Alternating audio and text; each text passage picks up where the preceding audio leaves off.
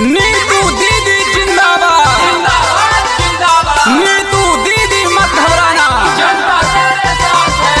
रंजीत भैया जिंदाबाद जिंदाबाद जिंदाबाद। रंजीत भैया मत घबराना, जनता तेरे साथ है। स्टॉप छाप जिंदाबाद जिंदाबाद जिंदाबाद।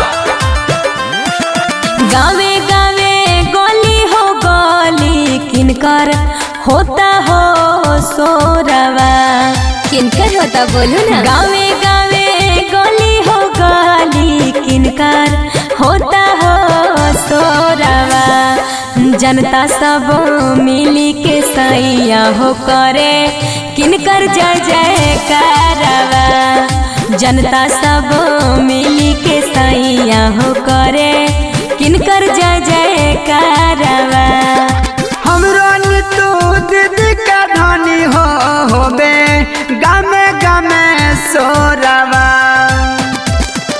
हमरो रंजीत भैया के धनी होबे गामे गामे सोरवा। लखनापुर भी पंचायत में धनी होता इनके जय जय करवा।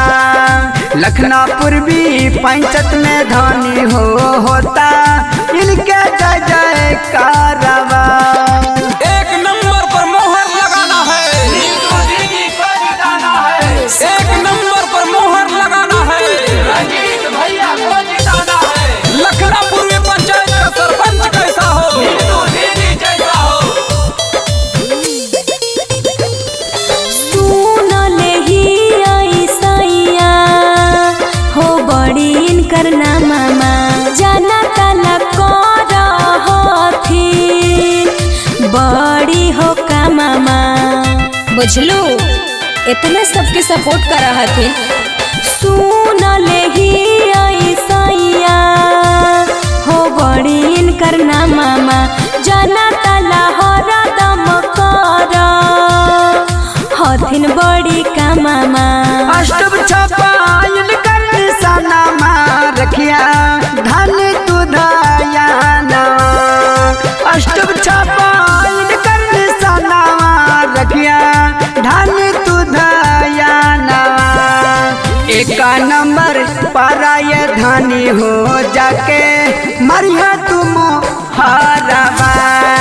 एक नंबर पारा तू धनी हो मरिया जाके तुम हारवा। लखनापुर में पंचायत का सरपंच कैसा हो, रंजीत भैया जैसा हो। लखनापुर पंचायत के जनता जिंदाबाद जिंदाबाद जिंदाबाद। नीतू दीदी जिंदाबाद जिंदाबाद जिंदाबाद। नीतू दीदी मत घबराना, जनता तेरे साथ है। रंजीत भैया जिंदाबाद जिंदाबाद जिंदाबाद। इना के हम हुए सैया करबै सपोर्ट हो, इना के जीतई बये सैया सुना दे के वोट हो। बुझलू इतना सबके सपोर्ट कर हथिन। रंजित भैया नीतू दीदी पर रखिया तू धयानवा। हाथ जोड़ी बोटा मदह थिन गौरव के लाला नवा। इना के विजयी के मालावा हम हो पेन्हाइबै। इना के विजयी के मालावा हम हो पेन्हाइबै। तमिल जुल के सुनाए सैया इना के हो जीताइबै। मिला जुल के सुनाए सैया इना के हो जीताइबै। गावे गावे गोली हो गोली किनकर होता हो सोरवा, किनकर होता बोलो ना। गावे गावे गोली हो गोली किनकर होता हो सोरवा, जनता सब मिली के सैया हो करे किनकर जय जय करवा। जनता सब मिली के सैया हो करे किनकर जय जय करवा। हमरो नीतू दीदी के धनी होबे गामे गामे सोरवा।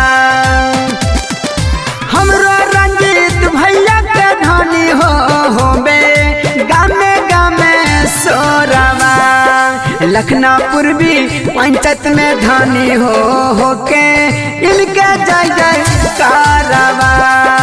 लखनापुर भी पंचायत में धानी हो बे इनके जय जय कारवा।